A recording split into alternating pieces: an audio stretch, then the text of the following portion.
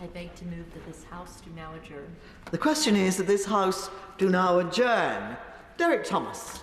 Thank you, Madam Deputy Speaker, and I thank Mr Speaker for granting this debate on the cost of post-16 education for families in the Isles of Scilly.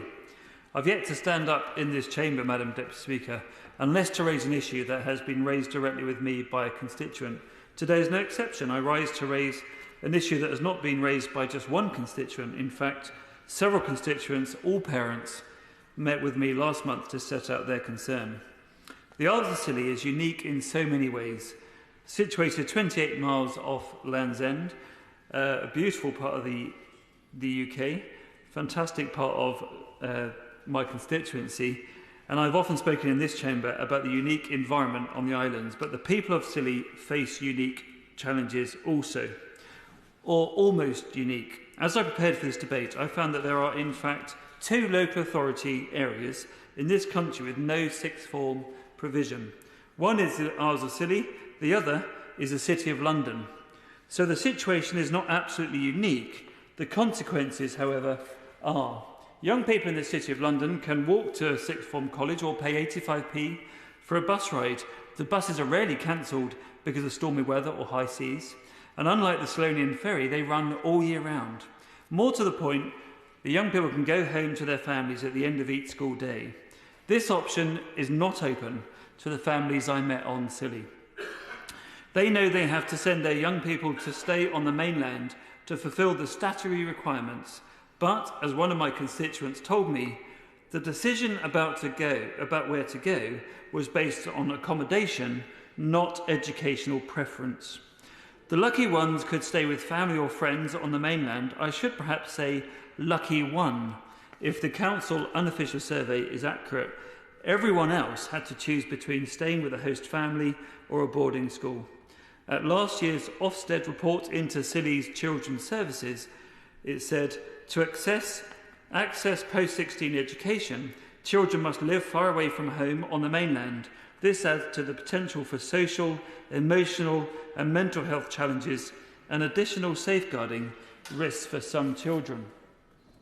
It is not surprising but still shocking that 20% of 16 and 17-year-olds from Scilly are not in education, employment or training, 4 times the national average and infinitely more than the City of London's 0%. This, despite the fact that students on Scilly consistently outperform students on the mainland in their GCSE level attainment. The Council of the Isles of Scilly is responsible for the provision of compulsory education until the age of 18 and is expected, like all local authorities, to meet the cost of delivery from their own budget. The Council is supported by post-16 travel and accommodation grants administered by the Education, Skills and Funding Agency. The funding is currently £6,365 per student, which can go towards travel to and from the mainland and accommodation while studying. These costs are considerably more, and I'm grateful to the parents of current students who have prepared very helpful figures that show just how much more they have to fork out for their children's education. Yes, certainly, yes. Madam Deputy, can I commend the Honourable Gentleman for today for bringing this forward? Does he feel that there's something immorally wrong for a parent to have to pay for their education when across the rest of this great United Kingdom of Great Britain and Northern Ireland the sixth form is provided, the education is provided? So if it's wrong that the parents and the children of the Scilly Isles cannot have the same advantages as we have elsewhere. Thank you for that intervention. I'll be covering in a minute about what the injustice of it and how equality and levelling up really should apply. But I'm pleased to note that there is someone in the chamber, Madam Deputy Speaker, who also takes an interest in the Isles of Scilly. I appreciate that it's not everyone's particular area of interest or expertise. It is a beautiful remote island, set of islands, I'm sure a holiday destination for many, but not always considering the challenges people face. As I was saying, the cheapest option is staying with a host family, but even this costs more than the £6,300 grant and is increasing. That is without factoring the cost of travel. 6 return journeys a year, including the transport on the mainland, costs on average £1,750 for every student. And this does not include contingency for overnight stays when travel is disrupted, despite the high risk of weather scuppering travel plans. And this weather disruption is not limited to just the winter, Madam Deputy Speaker. Everyone here will appreciate the difficulty of finding accommodation in a wonderful destination like Penzance in the peak of the tourist season. And there are obvious safeguarding issues in young people staying on their own when their journeys are disrupted. Many parents are understandably reluctant to entrust their children to host families who are currently unregulated. At an age when most young people are living with their parents, 16 and 17-year-olds from Scilly are living in digs. They lack the structure and support they need in the absence of family and friends. Some hosts become like second families, but other parents have chilling stories. One of my constituents told me that their child became very ill while living in host family accommodation. Nobody was aware because nobody had pastoral oversight. Nobody noticed him lose 1.5 stone over the course of a 6-week half-term. That student ended up with 1 A-level, having started doing 5 with top grade predictions. There are other cases where vulnerability, loneliness, isolation and naivety have placed other students at risk, which of course I cannot divulge in a debate such as this. Colleges like Penrith and Truro College, our excellent further education college in West Cornwall and the main post-16 provider for Scilly have concerns. They see how often this lack of support is reflected in poor attendance and work at school. It can lead to students failing to complete their studies. According to the informal survey I mentioned, less than 2/3 of children who attended post-16 education completed their courses successfully. While colleges take seriously the challenges facing students who are required to leave Scilly to learn, their pastoral care is limited to their statutory role, which only covers the school day. Outside that period, which may only be 18 hours during a typical school week, students are left to their own devices. They may not have access to the support and extracurricular activities, such as sport and social clubs, that young people take for granted in the rest of the country. For all these reasons, homestays are becoming less popular with families on Scilly, from nearly half of students just 3 years ago to just over a quarter now. The other option available to families is boarding school, where these young people do have supervision and support.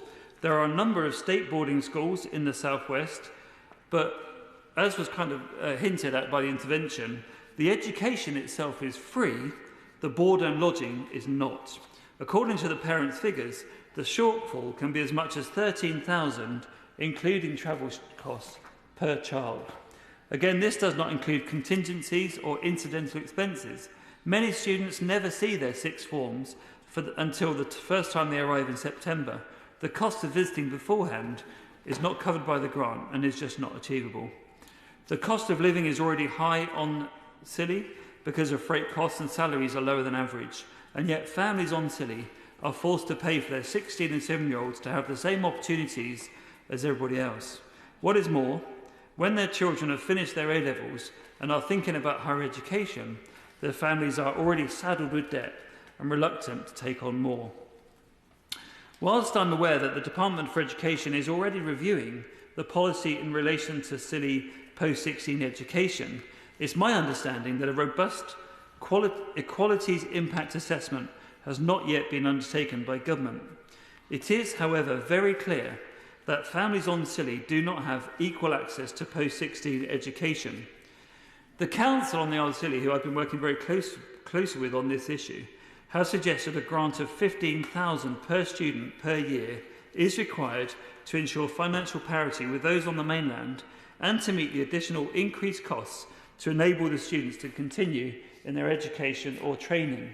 And I'd be grateful if the Minister could confirm that he will direct his officials in the Education Skills and Funding Agency to take Scilly's unique challenges into consideration when assessing the size of the grant, and to hasten a decision, as the next academic year is just 4 months away, Madam Deputy Speaker, and decisions about the next stage of a child's education are needed to be made immediately or imminently.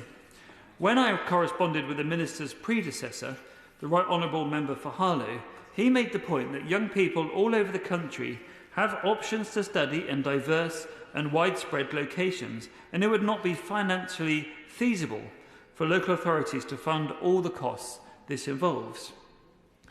But families on Scilly do not have options. They have a straight choice between sending their child to a potentially unsafe environment or racking up thousands of pounds of debt. A number of parents told me they were considering leaving Scilly purely so that it was financially feasible to educate their children as law required. And the one thing that everyone on Scilly would like to say to this House is that when families leave, it becomes very, very difficult to maintain the services and all the things that are required to keep a community of about 2,200 people viable and going on a remote island setting such as Scilly. The cohort over the next few years fluctuates from 15 to 32 students. So I would submit to the Minister that it is not financially infeasible for the Department for Education to look seriously at the figure of 15,000 which the Council of Scilly has identified. We know that money allocated for Scilly in the Government's Levelling Up Fund is not now going to be spent as intended. This would be an ideal opportunity for the Government to show its commitment to these unique islands and to their future as thriving communities. And while the subject to this debate is the cost of post-16 education to families on Scilly, there are wider issues about how to ensure the welfare and well-being of Scilly's young people so that they can fully and appropriately engage with their education. The Council needs a capacity to commission packages of support for students on the mainland where necessary. This could be through bespoke packages enabling them to return to mainstream tuition after a period of absence. It could be through the Future Foundations programme, which, as the Minister will know, empowers students to aim high and achieve their potential. The Council aims to work with the Multi-Academy Trust, of which the Five Island Academy is a member, Five Island School, is a member, to provide opportunities for students to engage in extracurricular activities. And it wants to work with voluntary organisations such as Action for Children and Young People Cornwall to improve the offer for post-16 students outside the hours of formal education. And as I've hinted, there needs to be some money to set aside for contingency. These are not outlandish requests, Madam Deputy Speaker. All the officers at the Council of Scilly want is to enable its students to remain safe in an unfamiliar environment, to remain gainfully and safely occupied outside the times of formal education, to have and to maintain good mental health and well-being, and to thrive socially, emotionally and academically. These are not unique requirements. They are what we all want for our children and our young people, and there's no reason why parents on Scilly shouldn't want the same. So I look forward to the Minister's comments on how he plans to ensure that the families on Scilly can have the same. Thank you, Madam Deputy Speaker. Minister Luke Hall. Thank you, Madam Deputy Speaker. And can I congratulate my honourable friend for securing this debate on the extremely important subject of education on the Isles of Scilly. Whilst, of course, the Isles are a beautiful place, I completely appreciate the arguments that he has made, that due to the size of the islands, its location, the populations, that residents, of course, face a number of different issues and challenges, and he's a passionate advocate for them in this House. He has certainly clearly and eloquently set out one of those challenges, that there is no post-16 education on the Isles for its young people. The people of the Isles, I think, are extremely fortunate to have him batting in this House today to make that case so strongly. And I know, of course, that many parents will, from what he's described, face really difficult decisions regarding the next steps in their education of their children. And, of course, young people have to face that very difficult situation of going to the mainland for their education and for their training opportunities.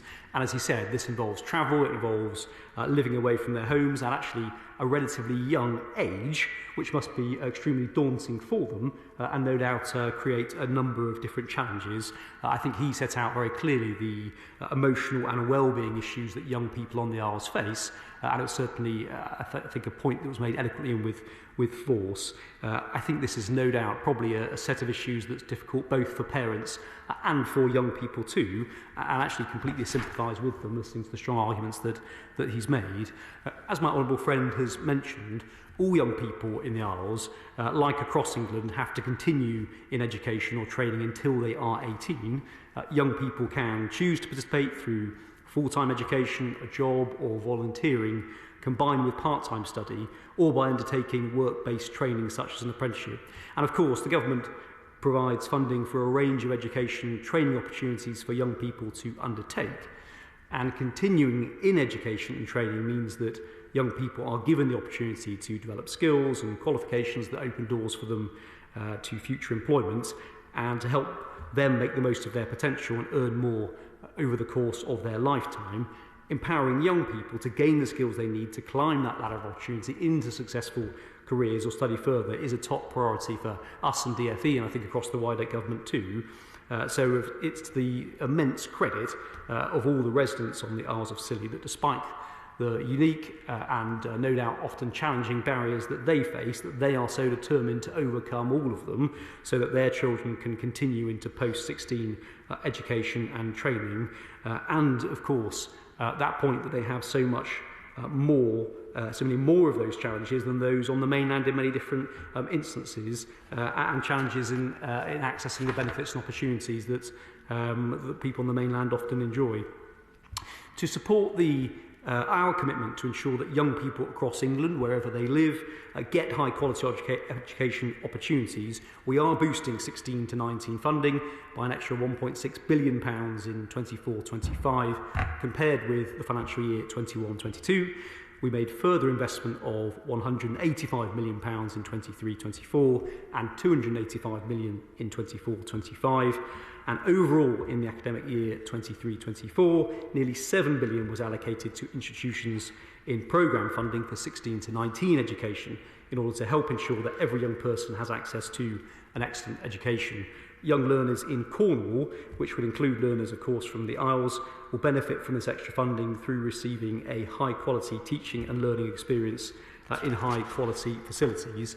And, of course, the department does provide a range of financial support for students who need it, including those from the Isles of Scilly, to enable them to participate in post-16 education. That includes free meals, bursaries to help with the cost of education, whether that's travel or books, equipment, trips, plus support for childcare and residential costs where they are required. And students, of course, can speak to their education institution about accessing these funds. We do, of course, recognise, as was powerfully articulated just now, the unique situation of young people from the Isles of Scilly, and understand that the normal provision of funding in 16 to 19 education does not fully fit with their circumstances on the Isles. So in addition to receiving full funding for their learning, like other young learners across the country, for many years we've provided extra funds to help them meet the cost of travel to and from the mainland, and for accommodation on the mainland where they are staying. In the current year, as my honourable friend has said, the per student funding was increased by over 11%. That's now, as explained, £6,365. The number of students has grown, so this means we have increased the sort of total quantum of funding by over 40% this year compared with last year. But my honourable friend today has made, I think, a very powerful case that families on the island believe that that current level of support at £6,365 per student isn't sufficient and should be increased. As I pointed out, this figure is increased by 11% from last year, but I do understand the point that he makes about the challenges and the costs that families cite with increasing costs, and particularly with the reduced availability of host family accommodation, and that they feel that this does not cover the total cost of support for their children to travel for their post-16 education. I know my honourable friend and his constituents feel extremely strongly about this issue, so we will consider very carefully any request from the council that comes to us to provide additional funding for the scheme as part of the spending review. He's made that case very eloquently. As the minister responsible, I will be watching the matter very closely, and I'm very happy to meet with him to talk about any proposals in more detail, perhaps with his council too at the appropriate time, because I do understand the point that he's made and the pressures on challenges that families in his community face. Turning to the issue that he raised about student well-being, he also talked very powerfully about the health and well-being of young people who are under 18 and living away from home, and the impact that it has on them. I do appreciate that students from the Isles and their parents too need to make difficult choices about where these young people live when they study.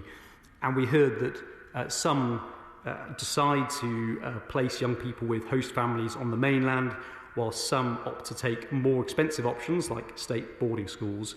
And I agree with the point he makes ultimately. I agree that this is not a situation that lots of families want to see their family in. I understand the concerns that he's raised. As a parent myself, I felt it very keenly when he made the argument. And I know that the Council of the Isles publishes a model accommodation agreement for students and their parents to help ensure that the accommodation options are safe, and that this includes ensuring that where their child is placed with a host family, that adult members within the household will undergo a disclosure and barring service in a DBS check, and that colleges also provide general support for their students' well-being, including help with stress and anxiety, and advice and support on studying careers. As we know, this is of course a very unique situation, and it is important that students and families feel that the accommodation and travel arrangements are safe and secure, and help them succeed in their post-16 education. That's why we do keep the scheme arrangements under review, and my officials are in regular contact with the Isles Council about how it's working, but I think he's made the point powerfully, he's made it well, and I'm very happy to discuss it further. He also talked about post-16 education and training opportunities, and I think he was quite right to raise that point. The council estimates, I think he quoted this number in his speech, that there are around 48 students who are aged 16 to 19 who will be taking part in education or training this year. Of course, a cohort of this size, of course, makes it difficult at this stage to deliver face-to-face post-16 education on the Isles themselves, because of all the logistical challenges that would create. So to undertake face-to-face education, young learners have to travel to the mainland. I know, of course, and I think he referenced a couple in his speech, there are a number of sixth form colleges and sixth forms and other options, but the most popular are Truro and Penrith College and Cornwall College, which between them provide a range of post-16 provision, and that these providers offer a wide variety of options, with the colleges working increasingly well together to avoid duplication of the offer to students from the Isles of Scilly, and to ensure that the widest variety of high-quality options are available to learners in the area, including those from the Isles. It is, of course, not ideal that learners from the Isles have to travel so far and live away from home, despite the support which is available and all the costs and the help the colleges provide. And my honourable friend spoke passionately about that. And I think also about the sort of collective challenges, that this isn't just a challenge about post-16 education, it's lots of different elements of life for people on the Isles, and that this is just one element of the challenges that they face. And I think that point was made very well. So I do want to assure him that we would be open to consideration about other approaches if parents and education institutes prefer, if they have workable alternatives. For example, if some courses could be accessed via distance rather than face-to-face learning. So we're very happy to have that conversation with him as well. I do think he's made a strong case about this issue. I know he's raised it before, and he's a strong advocate for reform and doing more in this area too. I do want to thank him for bringing this debate to the floor of the House this evening. I think he made some really important points about the post-16 education for young people on the Isles of Scilly, and the difficulties that both they, and I think potentially their families, face too in the provision of this type of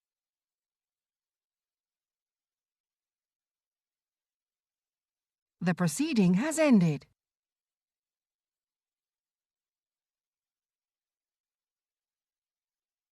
The proceeding has ended.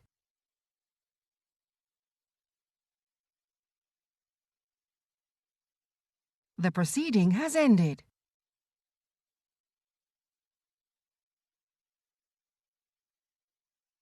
The proceeding has ended.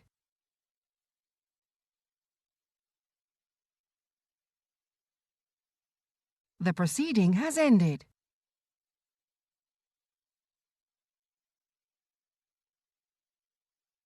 The proceeding has ended.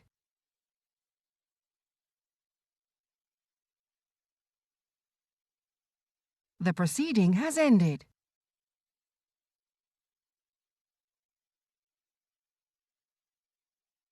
The proceeding has ended.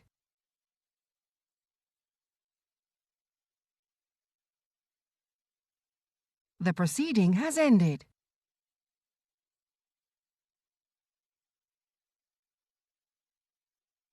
The proceeding has ended.